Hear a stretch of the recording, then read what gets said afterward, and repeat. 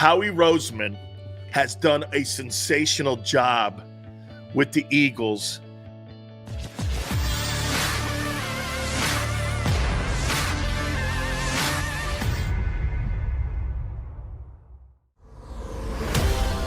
Right now, okay. This may bug a lot of people when we say this here. You tell me if you agree with it. So today the salary caps and the franchise tag numbers have come out for all the players today, and you have to tag players by today. Howie Roseman has done a sensational job with the Eagles and the fact that there won't be one guy that will be franchise tagged. And some people are saying, well, they don't have any players good enough to franchise tag. That's not necessarily the truth. Yeah, they do. They do have some good players that they could franchise tag. But that's when Howie was doing all those contract extensions during the season. He didn't want to get to the salary cap number, or he didn't want to get to the tag number. He wanted to get these guys signed to Eagle-friendly deals, and he did. Are you giving Howie – look, here's another merit badge. In my opinion, watch this. The cap's at now 208.2, I believe. That's up $27 million, obviously because of COVID, even though I don't understand why the owners made money. The commissioner made money, but the player salaries went down during COVID. That still never made any sense. But I know, and even the television ratings were great last year. Tom Brady even mentioned that. I had a problem with this cap going down to 180, whatever it was. But now at 208, the Eagles don't have a player that they have to address with the cap. You give them kudos for this, and do you give them a merit badge for the fact that Howie Roseman has the Eagles financially in a great position compared to what we're seeing with the Cowboys? This is a pretty amazing, and they're going to have substantial money to play around in free agency, Barrett. Well, you look at what Howie did, and you have to give him credit. You can't just be a hater, just to hate. When you look at Howie and what he's executed, he put them in a great position to be able to be competitive out there and signing free agents. You look at what he had. He had a quarterback that was going to get, what, $32, $33, $34 million, $34 million a year. Traded him, got a first-round pick for this year. And finally, they paid last year because they paid the whole $34 million for his contract to Indianapolis, so Indianapolis could pay him. But to me, that's him being who he is. That's what he's good at. That's what his role should be, more so than I think going out and evaluating talent. The way he moves those commas and executes, getting the money where it needs to be, getting money off the books. Alshon Jeffrey is no longer on the books. Deshaun Jackson is not on the books. He has cleared away a lot of money to have, the placement of where they are under the cap right now. All this stuff he foresaw earlier in the year, even before, all the nonsense went on with how the cap was going to be. He put himself in position to be very competitive. And I think that's really the reason why this year is going to be a drastic jump for this team, because they're going to be competitive, because they have the money to bring in some pretty good free agents and also their draft positioning. Well, look at it. Here you go. There you go. Dallas Goedert has more receiving yards, 830, than the kid in Miami, 780 in 2021. Goddard played 81 in snaps. Gesicki played 828 in snaps. Goddard has a cap number of 3.7 in 2022 with a new contract. And look at that, man. And the kid from Miami, $10 million. Yeah, that's a lot, man. Under a franchise tag. That right there and alone. Look, there's a $7 million gap in that you could put on your potential free agent market buys when you're trying to look at either a safety, linebacker, a rush end. That's $7 million of latitude that you get just in one player. And let me ask you something, Barrett, because you've been around this team, and all of you who are watching us now, that's from what I understand about his history. I've done some research on his history. He's kind of like Bruce Allen in a way. Not in character, but in the fact that he was a capologist Is that correct? That's his forte. Yes. On being able to set the tables and know the dots, like you said, moving the decimal points. What's this guy's salary going to look like?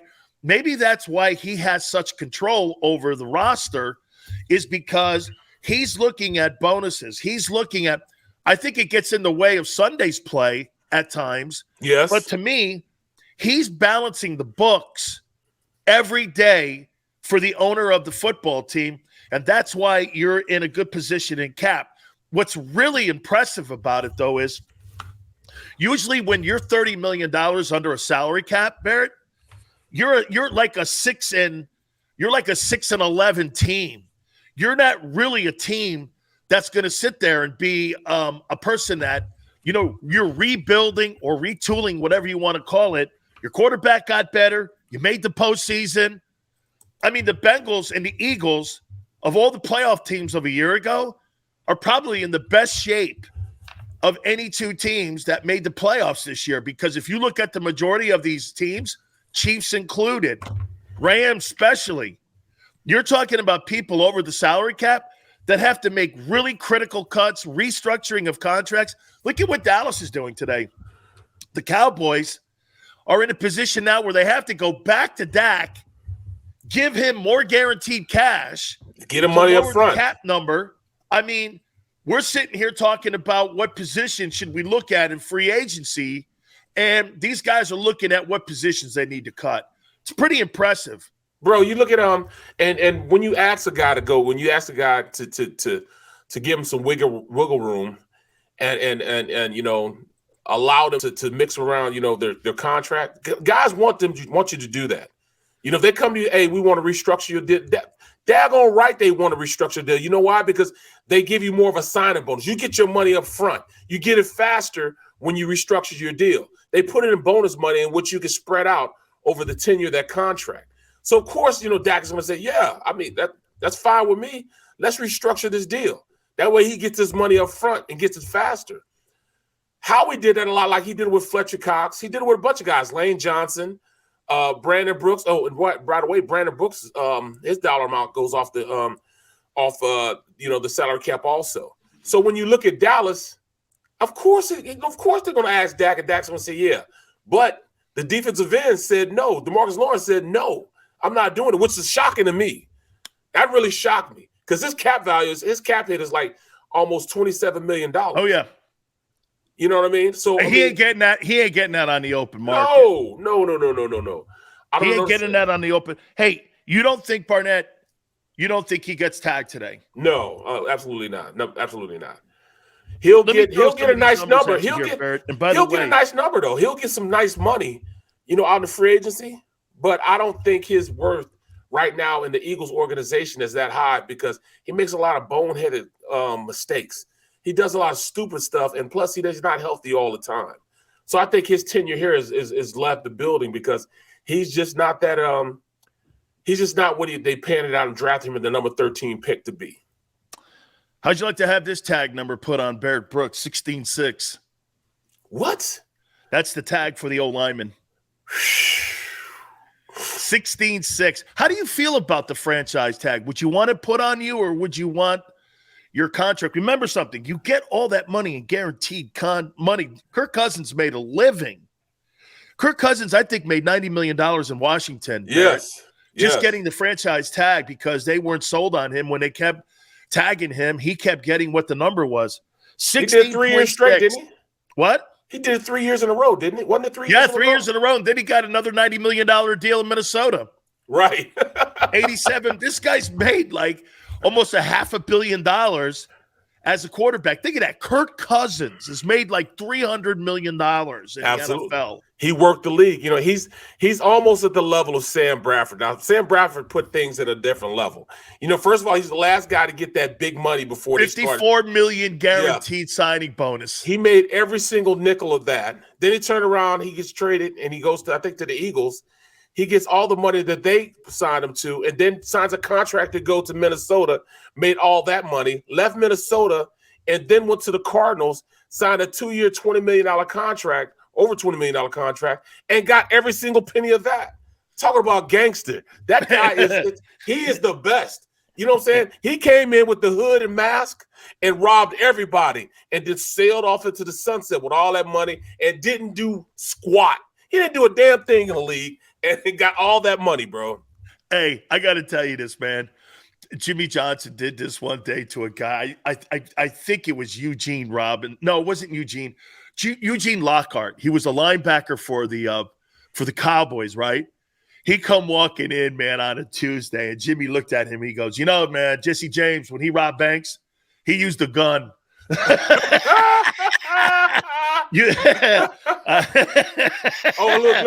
Xanderson put up 9 seasons, $130 million for Bradford. Come on, bruh. Come on. He might have started a full season 1 year. He might have done it. Come on, man. God, man, that is so much dough. Here, let me go through the numbers. Quarterback, if you get to tag, 29.7. Running backs, 9.5. Wide receivers, get this. Did you ever think in your life, Barrett, you would think that receivers make double the running $18.4 million for wide receivers in the NFL? It's changed. The league has changed. It used to be the running back was the staple. The running game was the staple in the league. It's that, air passing now that everybody goes with.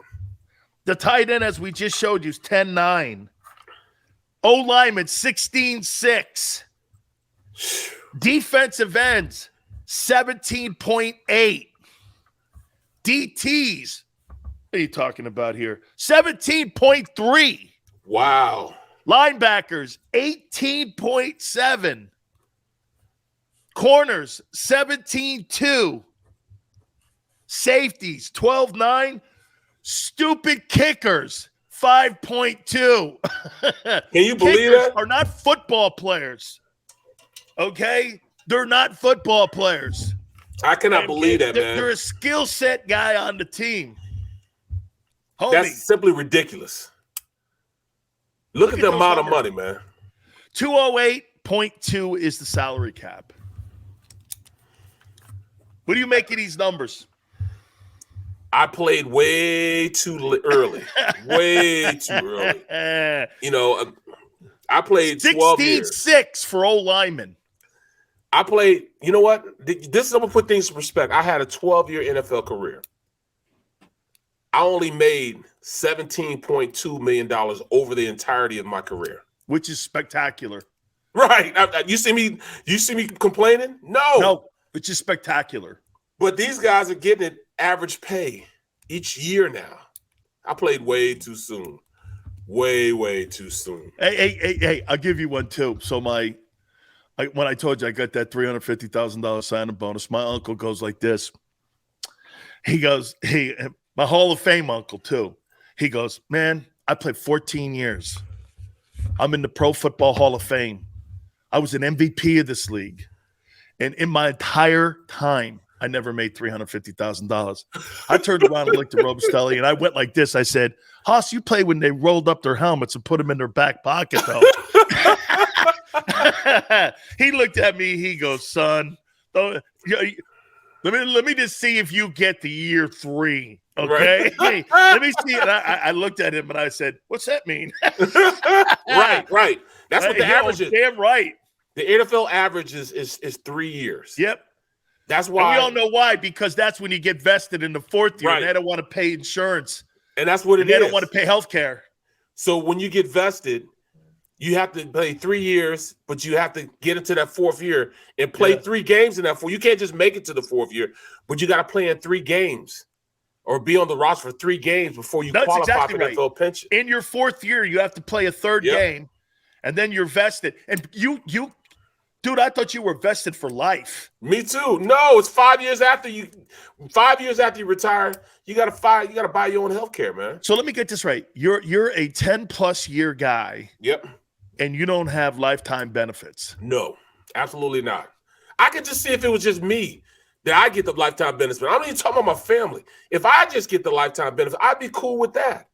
But no, right after that 5th year, they cut that off. You got to buy your own insurance. And I can't believe that, bro. And when I was doing it, man, and when I was paying for it, it was our pension plan's the worst. The worst. I mean, our union contract is the worst. Our union's the worst. Yep. We're the only of the Big Five team, team oriented sports that do not have guaranteed contracts, and we are the most explosive and the league that more injuries come from, and we do not have lifetime health care. And the fastest growing league. Yeah, we are the number one league. No, we are by far. We have now taken over for baseball as America's pastime now. Absolutely. Baseball is no longer that, and there's no question that. But you know what? This is probably why, Barrett, that the league is in the position that they are, because the league looks at it like this. Okay, see, in the NBA, they don't give a shit about the Orlando Magic not being competitive. They don't care about some of these other organizations like just pick a team that just absolutely, like the Pelicans. They don't care about teams like that. But in the NFL, they care about the weakest links. Yes. They want those teams. That's why they do this. If you're shitty, you get the first pick. Yep. You get the weaker schedule. They think that parity sells. And you know what? 97 or 91 of the top 100 television shows last year were National Football League games. They're right. It does sell. And so the league, what makes them great? Well, if they sign you, Barrett, to a $16 million a year contract, and all of a sudden they decide, and Butch Davis comes parachuting in and looks at Barrett and goes, "Get that guy out of here!" Yep. Okay? You don't get that 16-7. You get your guaranteed bonuses that you had on your contract when you ink it. People don't realize it, right? I signed a $2.1 million deal when I came out of college in 87. When they cut me, I'm like this. Well, where's the other $1 million? They went, what $1 million? Exactly. Exactly. He go, well, you got your signing bonus and you got your paychecks from what you got, and you got your bonuses. I posted a $45,000 bonus I got for just working out and such. So I got some of them bonuses, but I'm like, damn, man. Major League Baseball, Barrett, or basketball is even worse. You sign one of those mega contracts, those $250 million deals, Barrett, you're owed, like, Russell Westbrook is owed $250 million. Yes. You're paying him whether he's in the G League or he's playing in Israel. You're paying that guy. You look at NFL, it ain't coaches. like that. The coaches have guaranted contracts. Their contracts are guaranteed. They fire. And they get lifetime benefits, don't they? Yes, don't they get benefits? What the hell are they doing? That's crazy. And Goodell gets lifetime benefits. He's working a new contract, Barrett, right? Get this. Last year, he made $65 million. He's negotiating a contract right now between $85 and $100 million annually. And he gets use of the NFL's private plane. The jet. Whenever he wants it. He is the number one non-owner salary guy, players and executives in the National Football League. And Barrett, here's something else that'll piss you off being a 12-year guy. And he's never taken a hit. Never taken a snap. You know what I mean? Never taken a snap. That's crazy, How's man. that guy? Dude, I mean, look. I mean, and you know what? He's the ultimate sword swallower in the history of sports, because all the stuff that goes on with the league and all the bad looks at times, Washington and Carolina, and, somebody's got to play the bad guy. Goodell plays the bad guy. Dude, how'd you like to have that job? Yes. This is on me. $65 million direct deposited in your account every year, dude. Come on, man. It's crazy, man. Oh, Kaepernick, we messed up. I'm sorry. Hey, guys, I'm trying to work this out. You know what I'm saying? Perfectly I'm done. It out. But Cap, we apologize for it. What else you want me to say? Here's $20 million. They gave him a settlement. Remember, they go like this. Right. Hey, look, we're give him FU money. Yeah. How much? 20? Would you say, Jerry? 20? Is that good enough? Right. Here's a $20 million. Here's a $20 million settlement. They gave Kaepernick $20 million. Wow. They gave him $20 million because that's their sorry. Right. Hey, Cap, by the way, it always bugs me about that Kaepernick story. We know one thing it always did. The public always thought he sucked. Right. If you looked at his last year's numbers, he had 2,100 yards passing. He had 16 touchdowns and 6 interceptions on a horrific 49er team. He had over 438 yards rushing. Now, if you translate that out, he would have thrown for about 3,400 yards. He would have had about 23 touchdowns versus like 9 interceptions, and he would have had 900 rushing yards. I don't know about you, but that sounds like Jalen Hurts to me, or it sounds like Lamar Jackson to me. And he was Lamar Jackson before Lamar Jackson. Exactly. Let's not forget something. He's won a conference championship. He was in the Super Bowl. Right. You know what I'm saying? So, I mean, you look at it, man, come on, man, you know. I never thought he sucked. I never thought he sucked. My boy, respond to my boy Joey B. Yeah, I was definitely fortunate to make that much money over 12. You're right. With, you know, inflation and you know, Uncle Sam. People understand that we were in the same, when you played, you were in the same tax bracket as you know, Warren Buffett and all those guys. So people understand when you sign that, when the guy makes $1 million, he only gets $500,000 of that money. Here, Barrett, I translate this out and I'll show you what. Let's just take $1 million. Okay, well, the tax guy, Barrett's in the 30% tax bracket, so that's down to $700,000. No, 36. It's the 36. His agent, how much did you give your agent? 3%. 3. How much? I gave him 3%. I worked it out. 3%. Okay, so there's another $85,000. Now you're down at $650,000. Now you have to have standard of living. If you're playing in Philly, Pittsburgh's probably a little better. You're talking about bringing home, plus the state income tax. You got to look at state income tax in both Pennsylvania, about 12, where he played with the Steelers and the Eagles. You got to look at that state income tax. You're talking roughly about $500,000, which is great money. No. Hold on. No one's disputing that, but you can't forget this. Probably took home out of $1 million. Probably took home $500,000. But hold on, that's what I'm saying. So out of that, you know, so you got $30 million for Uncle Sam. You got another 12% for the state you live in. Right. But you also file a tax return that in every state that you play in. So you got to, you know, Detroit. Wait a minute, Barrett. Detroit. Tell me it's not the worst. Dude, I went up there and I played.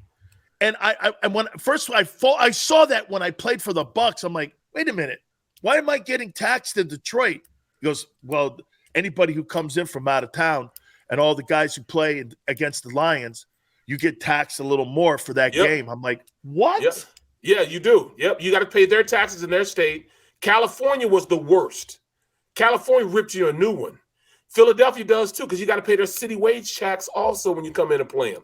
You love to play in like Florida. You love to play in Texas. Texas. They don't have a state tax there. So you're good.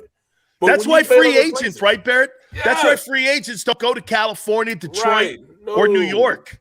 No, you know, and unless you're one of those guys, you want to be flamboyant and be out, go on Rodeo Drive, not Rodeo, but Rodeo Drive. It is Rodeo Drive, but I'll take Rodeo, but that's okay. Get this, Barrett's got FU money, and he could go to Rodeo Drive, but he's like, what's the name of that thing out there? See, I could already tell a guy who solders his own shit together, he saved every cent of his money. Yeah, hey, what he's talking about, man, let's go to break, man. We'll talk about Hey, man, I got something for you too here, man. I want to talk about direction of the Eagles and free agency with all this money that they're going to have. Plus, I wrote down some guys, man. I want to get your thoughts on some dudes that had some pretty good days at the combines. God, there's so much news going on here. Do me a favor, guys, okay? Talk about the direction of the football team. I'm talking Eagles in free agency because that's starting right around the corner. Barrett Brooks, Dan Sileo, back in 3 here on The Middle.